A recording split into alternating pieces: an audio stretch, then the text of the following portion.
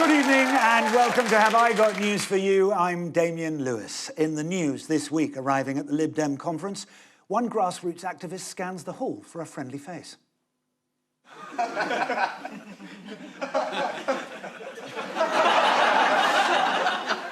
As a flustered Prime Minister arrives 40 minutes late for a cabinet meeting, a loyal colleague tries to subtly let his boss know he seems to have some lipstick on his face.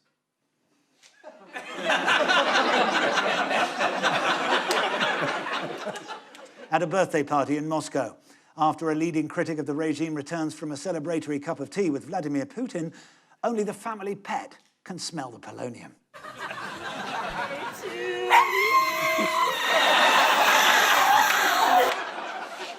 On Ian's team tonight is a political journalist who hosts a podcast entitled Women with Balls. I bet J.K. Rowling doesn't like that.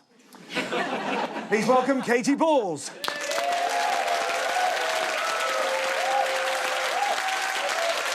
With Paul is a blind comedian who says COVID hasn't really affected his life much, although he has had to buy a 2-metre-long white stick. Please welcome Chris McCausland.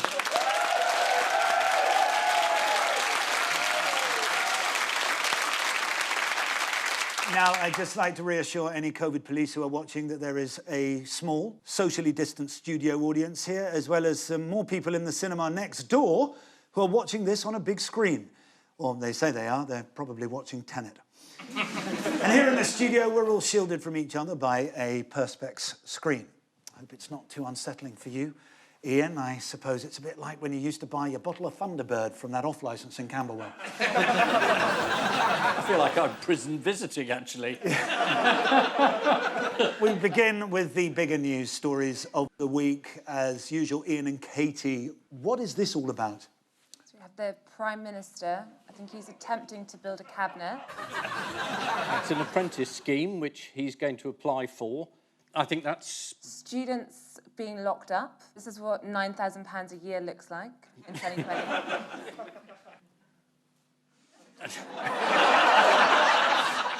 And this is the Health Secretary, I think, making an argument for social distancing. Right, yes, pretty much on it, you two. This is the continuing predicament of the nation's students, neatly summed up by Zoe in Manchester, who told The Guardian, "I'm learning online, so I haven't even met my course mates. I missed the end of school prom and I was effed about with my A-levels. Not being able to go out now is shit." This is just this completely unforeseeable event, October, which just came along and hit the government out the blue. I mean, no one had any idea that term started normally in October, and that there would be a lot of students all together. They hadn't taken any precautions, and they were completely amazed. Well, I think Dido Harding, the head of Test and Trace, said that it just could not have been foreseen. And as we've seen, after the government messed with A-levels, students, did eventually, following a U-turn, manage to get their places at their preferred universities, or at least most did. But then the slight catches was when they turned up, they realised they could never leave ever again. What have students at Manchester Metropolitan University been doing? Have they been protesting, putting messages in their window? They have been putting amusing notes in their windows. Send nudes, weed, food, yes. I can't believe that telling students to stay in bed has caused such a problem, to be honest. When I was in uni, I used to self-isolate every day until at least the second show with the neighbours. There's a lot of sympathy for the students, even in the House of Lords. Have a look at this. On testing students, we are pro-spit, we are pro-breath, and we are pro-poo. We are using every single bit of your body to test the hell out of you.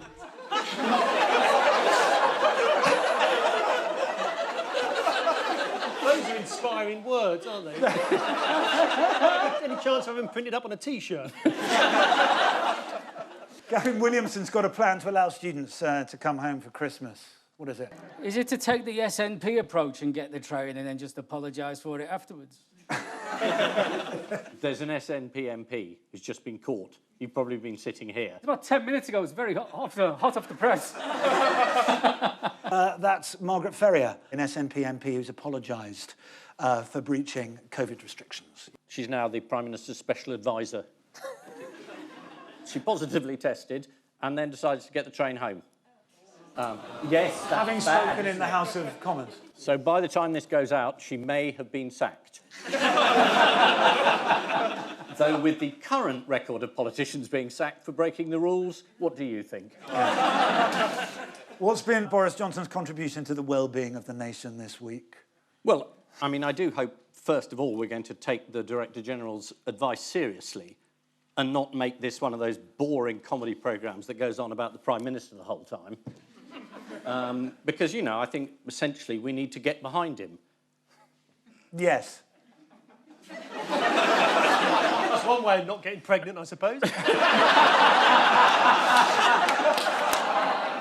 Now, alternatively, we could just admit that, as usual, he's got absolutely everything wrong. He's set up a new set of regulations for the North East, which he can't even remember. So he expects other people to obey regulations which he can't get into his own head. It's confusing though, isn't it? There's parts of the country where if you're in an established relationship but you don't live together, then you can have sex, but only in the garden.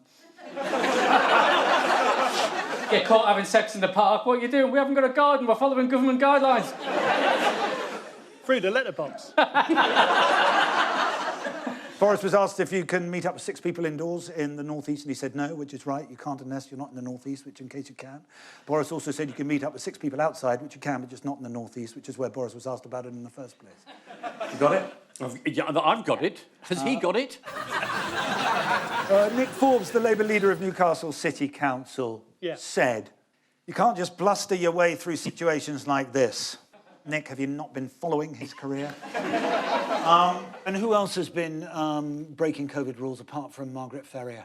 Boris Johnson's dad, Stanley, has been breaking the rules. He hasn't been wearing a mask. Yeah, it's true. We've got a picture of him. There he is, buying Chupa Chups unmasked. How long has he been working in that corner shop? Stanley wasn't the only one breaking the rules. Here's the Sun's front page on Thursday. Yes. Yeah. There was a dinner party, Jeremy Corbyn was there with, it was 9 of them in all. Yes, and what I like about this photo is you can see that half of them have realised, as the camera has got it, this is a terrible idea. Yeah. But it's too late to move and stop it. I like the fact that the Sun's given us an arrow pointing out Jeremy Corbyn in case we've forgotten who he was. I like the idea that he said afterwards it was a mistake in that he can't count to 9. It's not the first time he's ruined a party. Tory...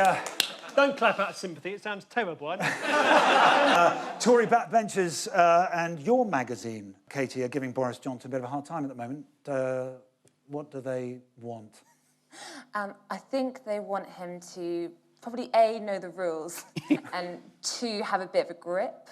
But lots of people think he is not the leader he promised to be. So you have lots of angry Tory MPs at the moment. It's a strange world where the Director General is very worried that the BBC is too left-wing, but the Daily Telegraph and the Spectator are criticising the Conservative Prime Minister. How right-wing does he want the Beeb to be? Who's going to put a stop to all this BBC pinko leftiness? Well, thank goodness we're going to get a new chairman. I think we're going to get Charles Moore, Lord Moore, who used to be the editor of the Telegraph and the editor of the Spectator. So, I mean, I think what we need is essentially the government says the BBC's out of touch. It needs to have someone who's more representative of the Britain that exists. So we're having an old Etonian peer. Charles Moore, who doesn't watch television and was prosecuted for refusing to pay a licence fee. It's a choice. I think the good news, Ian, is they've still got to go through the entire application process, so there's still time for you to apply. Good. That would be good. I can think of one sacking. What are you looking at me for? There was a major piece of public interest investigative journalism this week in The Sun. Oh, did they find the place where you could have a drink past 10 p.m? Yes, they did. A Sun reporter found a pub where you can legally get a drink after 10 p.m, and here he is. There he is. It's a Weatherspoons. Wah-hey! Spoon, spoon, spoon. It's called the Hope and Champion, and it's on the M40, if anyone's interested. It's allowed to serve alcohol because it's in a motorway services. That's a hell of a coffee machine they got there. That bloke's pushing at the back. I love the 10 o'clock curfew, though. That's another of those things that when they instituted the curfew, they had no idea that everyone would leave the pub at the same time and hang around on the pavement all together, hundreds of people, not socially distanced, breathing. How on earth are you meant to know these things? But I think now Boris Johnson's coming under pressure to simplify the rules. But it's quite good because now they have the benchmark, which is they just need to ask themselves, are they simple enough for the Prime Minister to understand? So the grind of government goes on, but who's on manoeuvres in the party? Oh, right, the Prime Minister's neighbour, Rishi Sunak. Yeah. Right. Well, it's quite an easy job at the moment, being Chancellor. I mean, you say, would you like an enormous amount of money? And everyone says it's not enough. You go, OK, here's some more. And then people go, that's fantastic. As Chancellors go, he is extraordinarily adept. It'd be lovely if he'd help out the live entertainment industry a little bit more, though, you know? Yeah. Rather than just letting it die a slow death. Yeah, I agree. It's no joke, just Yeah. Serious comment, yeah. I mean, I'm grateful I'm on here, you know, but like... And you've been promised a bed for the night, haven't you? Yeah. But yeah, as Chris is saying, live comedy club. It's safer than me driving home, Paul. Yeah, exactly. That's what Dominic Cummings said. Brexit's still happening, of course. Anyone want to talk about that? I sort of felt myself dying halfway through that question. Brexit and immigration are tied up with each other, of course. And so what are the Home Office's plans to deal with illegal immigration and asylum seekers? Stick him in a volcano. It's not far off. Ascension Island was an idea. I think it was mooted for a few minutes. I think more than a few minutes, potentially. Was it? I mean, Priti Patel did, at the election, stress that she was going to be very, strong and tough on immigration. But I think even her supporters hadn't thought that involved a volcanic island. But it turns out, of the ideas they're currently looking at to try and deter people from crossing the Channel, one was to send people 4,000 miles away to this Ascension Island, though there's not currently a travel corridor, I don't think. Was the refuelling stop during the Falklands? The war, Ascension Island, was you stopped there and you went on. And there's about 1,000 people there, but it's incredibly difficult to get to and very expensive. So the idea that you'd pick up all the immigrants off the Kent coast and then ship them to Ascension Island, somehow this would be cheaper. Yeah. Couldn't we put mirrors up on the beaches so when they see that, they see the reflection of themselves and they'll turn and they'll go to Ascension Island of their own volition? Now, that is a sensible idea. Yes. Maybe they were just going to do what they've done with the airports and rename it London Ascension Island. Get a Ryanair flight there. Yeah. Does anyone else feel cold? Does it feel cold in here? It does feel a bit... I'm freezing. Well, you're going to be colder in the Lake District, where we're going next. Yeah, good link. You're very poorly. Yeah. And you're halfway up Clint's Crags. I beg your pardon? I barely know the woman. Who are you going to call? Oh, this is the man on the jetpack. The new jetpack scheme. You can go up a mountain in about sort of 30 seconds as opposed to sort of like taking an hour and a half to get up there. So he's going to sort of like, he's got a jetpack, he's got St. Bernard's dog with a jetpack in the winter months, and he throws a St. Bernard's dog at you, and then you drink the brandy and you throw the dog back, and or you'll get on the jetpack and you fly back down the mountain. Here he is. Have a look at him.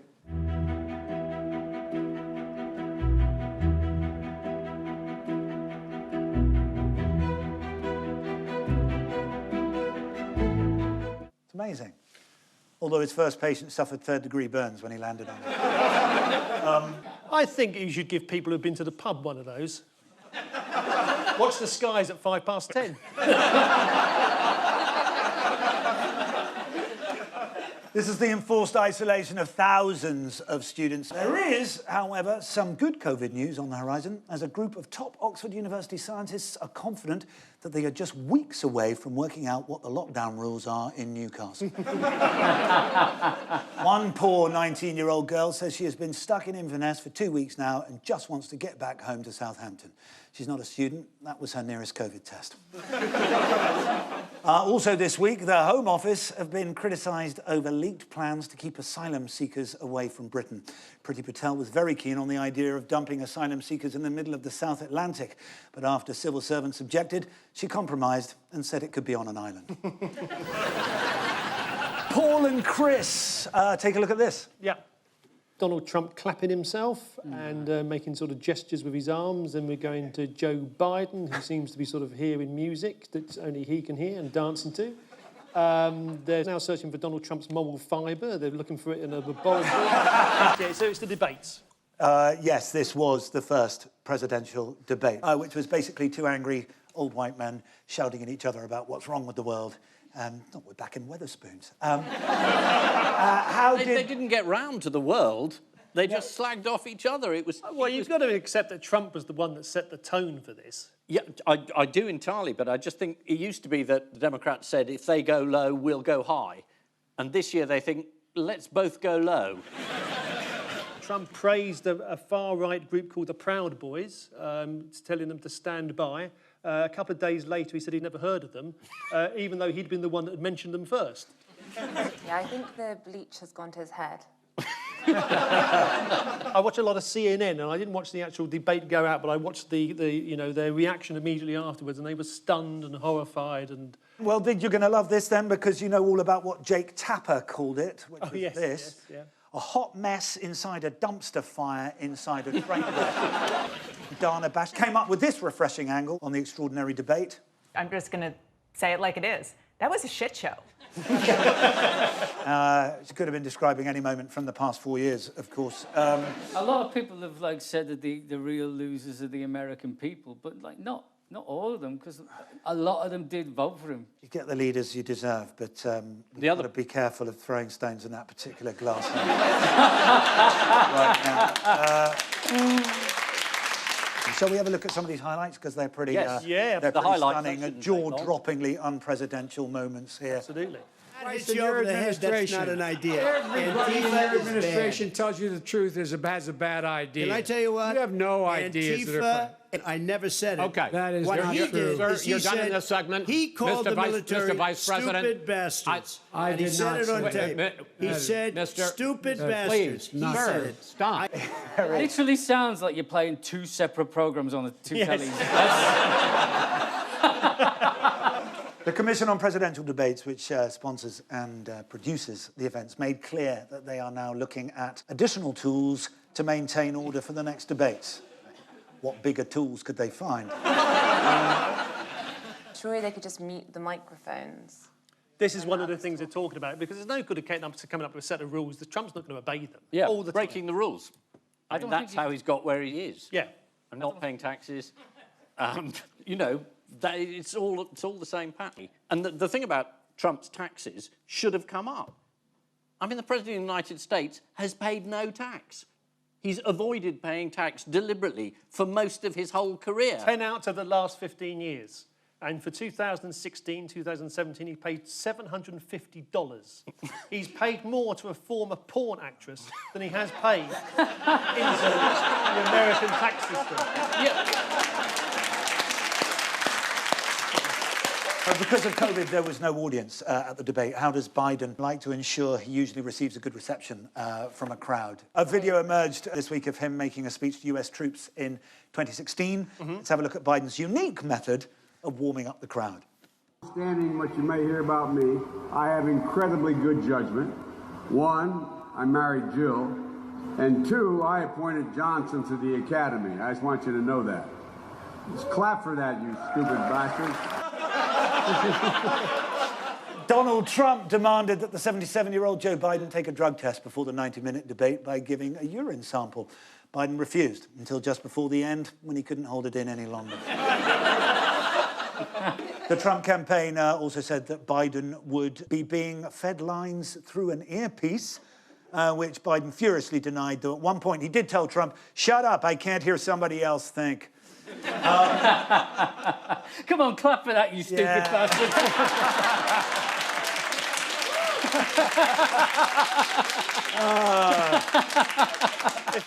Donald was aggressive in tone. I think we've all agreed. But was anyone surprised by his tactics. The guy hosting it, Chris Wallace, I think his name, a Fox News guy, said yesterday that he was astonished that this had happened. He had never seen anything like it in 40 years of politics. Yes, we all know the president likes to spring a surprise, and no one knows that more than Serbian President Alexander Vučić, who is here on Trump's right. He appears to have been tricked into signing something he didn't agree to. See if you can spot the moment he realises he's been had. Serbia is committed to opening a commercial office in Jerusalem this month and to move its embassy to Jerusalem in July. That's fantastic. That's a big thing. That's a very big statement, and we appreciate that very much. It's taken tremendous bravery by the President of Serbia and the President of Kosovo, who are with me today, two highly respected people. Trump defended his behaviour by calling it fake news. And who's been doing their bit to rally against fake news recently? I would be astounded if you got this, I would say that. Evening Standard, George Osborne, editor of. It's the Scouts. The Scouts? Scouts. Well, they've have got to do with introduced George a new Osborne. they've got a digital media citizen badge. Yes. Yeah, brilliant. A digital citizen badge. There it is. Excellent. Also a track and trace badge for the Scouts. According to The Guardian, it will be an opportunity for Scouts to show that they can spot the difference between facts and opinions and consider how easy or hard it is to know if evidence is reliable or not. When they spot something dodgy, they have to shout, fib, fib, fib. Thought that Ivanka Trump may hold presidential ambitions of her own and may join the race to be president in 2024. Who might she be joined by? Meghan Markle. A close friend told Vanity Fair that one of the reasons she was keen not to give up her American citizenship was so she had the option to go into politics. Blimey. And the Queen thought Trump's state visit was awkward. This is the first of the presidential debates. At one point, Joe Biden stunned viewers when he told Donald Trump to shut up. Quite a moment. The last time a president was told to shut up was when someone told Abraham Lincoln to stop screaming in the middle of the play. Once the debate was over, Biden's advisors were just relieved that he'd stayed standing up for 90 minutes, though the picture does suggest his podium was actually a converted Zimmer frame. I know we say there shouldn't be age discrimination in the world, but surely you should be setting your goals of, like, is he likely to last? He's only going to last till November the 3rd. Yeah. There we go. There we are. For round two, we begin with an audio clue. Here's the gramophone of news. Fingers on buzzers. Here it comes. Put that in. There you go. That's the theme tune of Mock the Week. That's the theme music to Have I Got News For You? Yes, is the correct answer.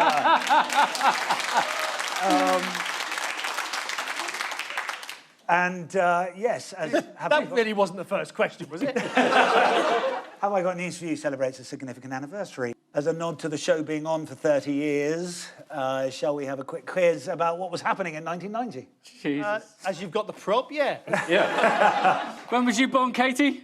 89, so I'm going to apologise now for this round. I was 13, so unless it's about Super Mario and things that make you go blind, I've got no chance.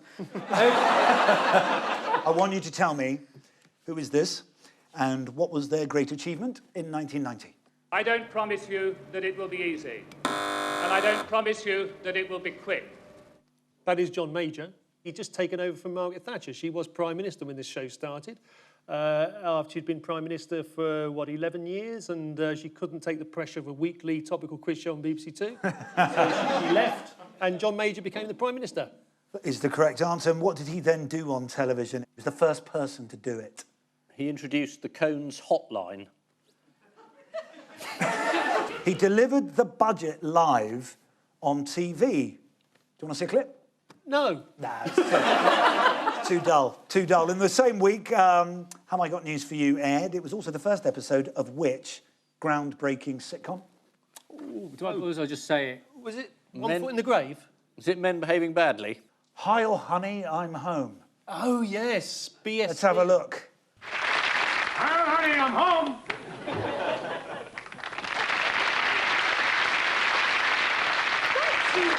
I'll honey me. What did I do now? Oh, tonight you were making schnitzel. What a joke. You must be real mad at me, honey. I'm a very, very bad Hitler. Not one of his greatest crimes, perhaps. The director will be pleased to see her name come up on the credits there, unlike everybody else. So this was a Sky Beat programme, wasn't it, which was very heavily criticised at the time, and I'm not sure it even had its complete run. It's not on Netflix. Who says we don't show you any right-wing comedy on the BBC? On the subject of moustaches, whose tash is this from 1990? Is that Peter Mandelson? Is the correct answer. You've been close enough to see that moustache? I tell you, the 90s were pretty wild. Ian means the 1890s. I was expecting a sound clip of the moustache. I thought it was going to be a particularly noisy moustache. Yeah, it seems a bit unfair when Chris to show him a picture of a moustache and say, who is this? I'm just glad to be here, Paul. Yeah, he's glad to be here. You're right, they should have got a replica of the moustache and put it on front of you. You could have felt it. Well, he might not have known it was a moustache, but let's leave it there. I'm still thinking about the answer of Peter Mandelson, but by a different route. Who in 1990 was described as being sexier than Richard Gere? John Major. Let's see if you're right. And he's joined by Sunday Times journalist and Booker Prize judge, someone who once described Ian Hislop as sexier than Richard Gere, Kate Saunders.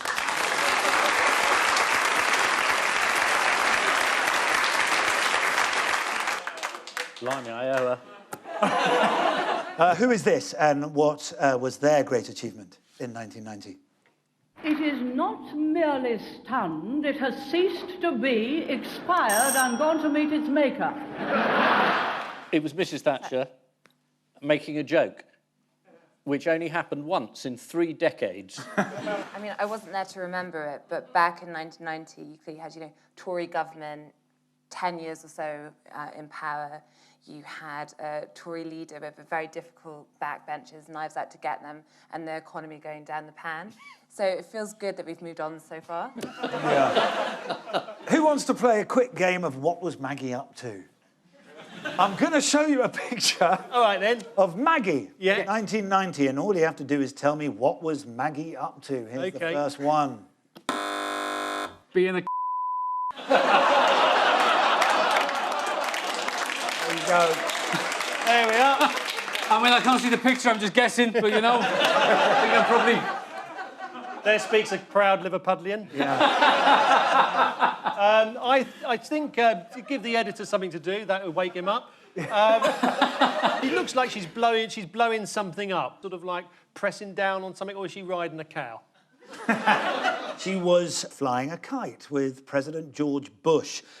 It's from those carefree, happy days when a British Prime Minister and an American President could release things into the air without destabilising the Middle East, undermining global security and accidentally creating ISIS. And what was Maggie up to here? Do you want me to buzz in again? That could become a catchphrase for you. She's cutting the ribbons at a supermarket, an abattoir in Burnley. I've no idea. You're actually not far off, either of you. She was having a drink with the cast of Coronation Street. It's quite far off. This is the news that it's been 30 years since Have I Got News For You was first broadcast. John Major became Prime Minister in 1990. His 7-year premiership had a lot of ups and downs, most of them on Edwina Currie. In 1990, Chancellor John Major gave the first ever live televised budget in which he set aside funds to improve crowd safety at football matches. To be fair, they're bloody safe now. Neil Kinnock was the Labour leader in 1990 when 34% of people agreed with the statement, Mr Kinnock is confused and long-winded. Kinnock rebutted the charge in a speech which is due to finish just about now. which means at the end of this round, it's Ian and Katy with 4 points and Paul and Chris with 4 points.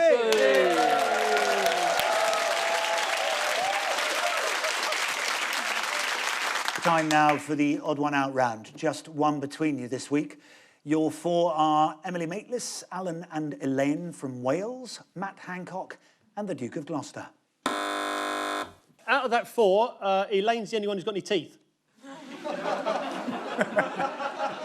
And the gap in her teeth, she's growing, especially for the Duke of Gloucester, who's changed a bit since the last time I saw him. The last time I saw him, he was a pub in the Old Kent Road.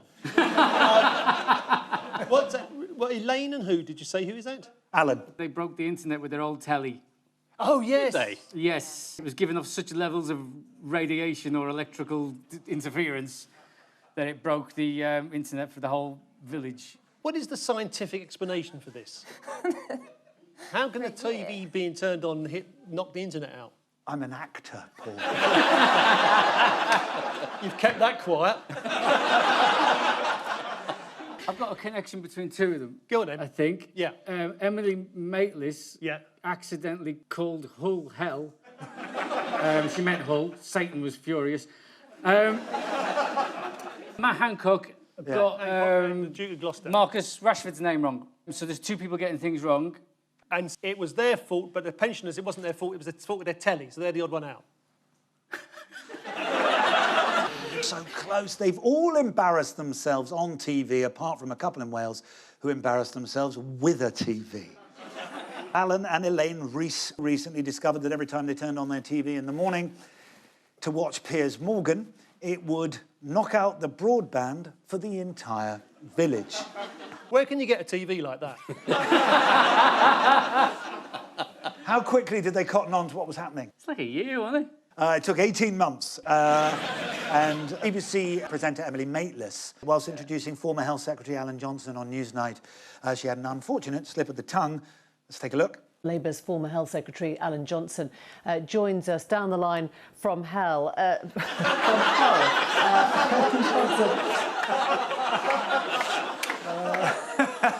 It was an honest explanation for the mix-up. She was accidentally reading her notes from the Prince Andrew interview. And BBC Breakfast weatherman Matt Taylor. He was asked live on air whether he was a fan of Rick Astley. Oh, right. Let's look at his response. In northwest Scotland and a cool day in the wind too. Charlie and Louise, back to you both. Oh, thank you. Matt, are you a Rick Astley fan? Not a massive one, but I was around. Well, that was the wrong thing to say. Around. He's listening and he's coming up in just a moment. I'll ask you again. Are you a Rick Astley fan? Love Rick Astley. Wait, he's coming up next, so it'll be very pleased to hear that. Ian, are you a fan of Rick Astley? Yeah, is he in the audience? Can we get to then the Duke of Gloucester? After the government's recent handling of students, a clip from a documentary went viral. Let's have a look why. You know, there are some things that you're interested in and some that you're not, and it's slightly difficult to feign an interest.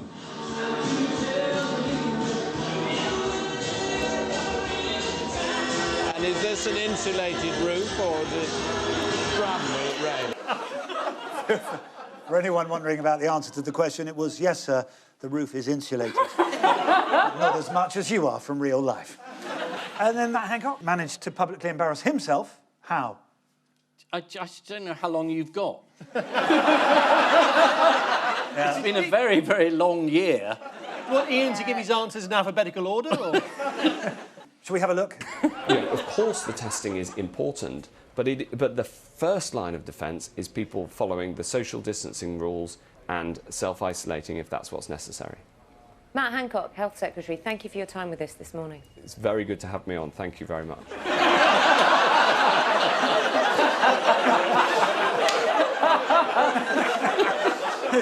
Yes, they've all embarrassed themselves on TV, apart from Alan and Elaine from Wales, who embarrassed themselves with a TV.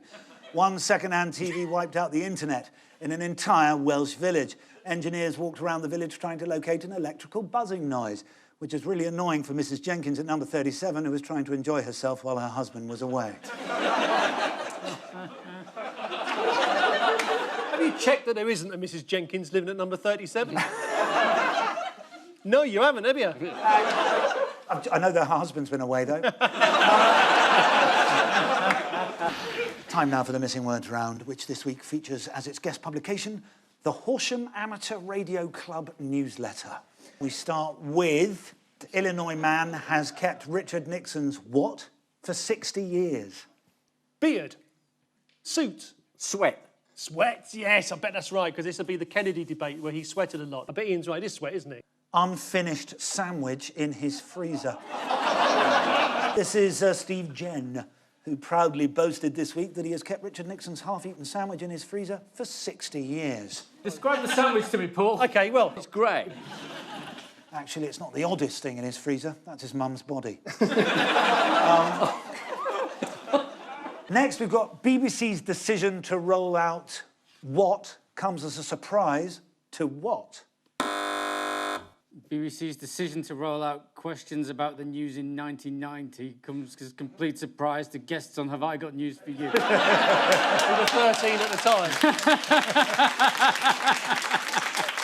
time. New local radio jingle comes as a surprise to members of the Horsham Amateur Radio Club. Next, Cherie Blair reveals that Tony refuses to what around the house? Run. Social distance.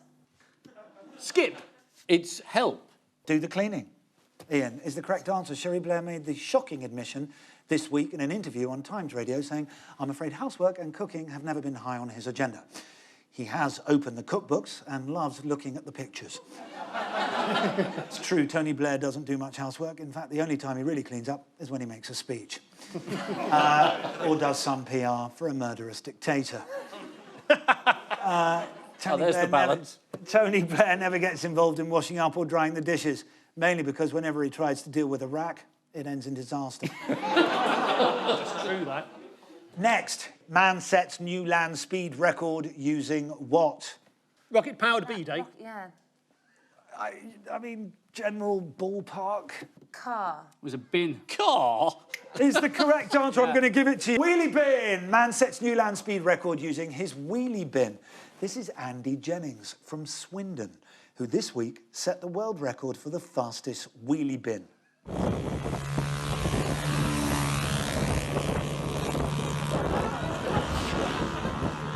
You've got to be quick putting your rubbish out around there, haven't you? It's powered by a motorbike engine and can reach speeds of 45 miles an hour, but ironically, there's one thing he can't do with it, a wheelie. Next, parrot who taught what removed from Lincolnshire Wildlife Park? Swear words to monkeys. Gavin Williamson, everything he knows.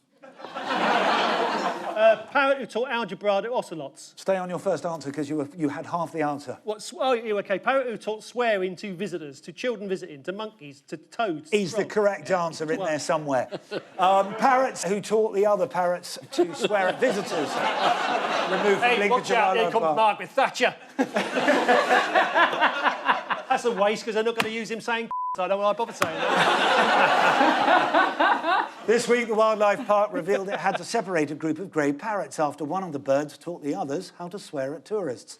African grey parrots are particularly adept at learning vocalisations from all sorts of noises, said an African grey parrot. And finally, unusual sculpture depicting John Paul II holding what unveiled in Warsaw? A midnight orgy in a nunnery. But no nuns were present. They were on an annual holiday in Blackpool. Holding up traffic on the M40. Is it mass? The answer is meteorite. And here's the sculpture. Oh, yes. Looks like a this is a game they play to pass the time at the Vatican. Rock Papal Schism. So, the final scores are Ian and Katy with 7. Yes. Paul and Chris getting their noses in front with 8. Well done, Chris. But before we go, there's just time for the caption competition. What? That's the most stupid picture I've ever seen. That works as a caption. Why is he offering him sausages? I had this described to me before we came out to film, and I just thought, I'm really glad I'm not expected to participate in this bit.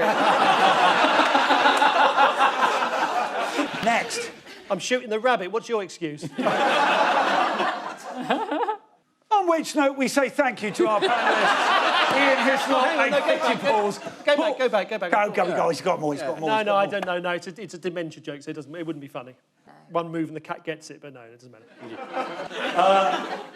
I've got one. Oh, no, it's a dementia joke. Doesn't matter. And I leave you with news that trials of AstraZeneca's coronavirus vaccine are halted after the discovery of minor side effects. As he demonstrates the simplicity of the new track and trace app, there's embarrassment for Boris Johnson as he fails to locate Rishi Sunak.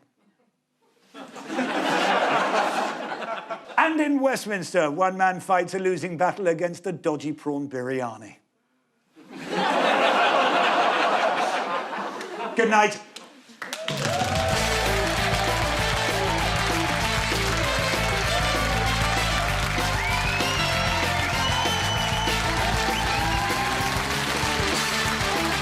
Making sense of this world we live in, it's Frankie Boyle. His New World Order is streaming when you want it on BBC iPlayer. Next, here on BBC One Northern Ireland, it's the return of The Graham Norton Show.